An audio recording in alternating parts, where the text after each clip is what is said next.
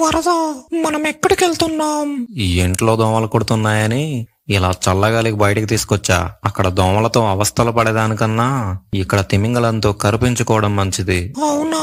ఈ తిమింగలం నడపడం ఎవరు నేర్పించారు? మా తాత ఓ తిమింగలాన్ని చేరదీసి పెంచాడు. ఉచితంగా 1000 2000 తీసుకుని జనాల్ని ట్రాన్స్పోర్ట్ చేసేవాడు. నాకు కూడా ఒక తిమింగలాన్ని అద్దెకిచ్చి కష్టపడి పనిచేసుకోరా అన్నాడు. మీ స్టోరీ చాలా ఇన్స్పైరింగ్ గా ఉంది.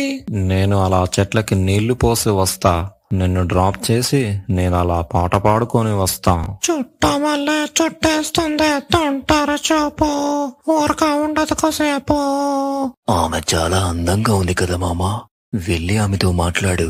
నమస్కారం అమ్మా, మేం మహేష్మతికి వెళ్తున్నాం. నా స్నేహితుడు కట్టప్పని కలవడానికి. అతడు చాలా అందగాడు. నా గురించి చెప్పమంటే నీ గురించి చెప్తావేంటి మామా? మా స్నేహితుడు కట్టప్ప చాలా ధైర్యవంతుడు.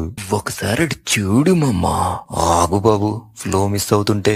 తాగుబోతు కాదు, తిరుగుబోతు కాదు, లేకి బుద్ధులు లేవు. మీరెవరో, ఇక్కడేం చేస్తున్నారో? తంగం, ఎవరే ముసలోడు?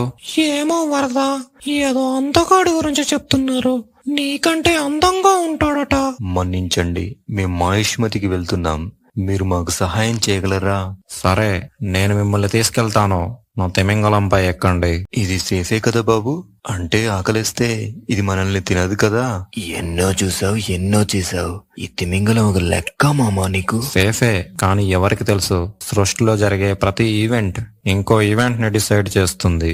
చాలా బాగా చెప్పావు బాబు, మనం ఖచ్చితంగా సేఫే. చావుకు నేనెప్పుడు భయపడను, ఆ చావే నన్ను చూసి భయపడుతుంది.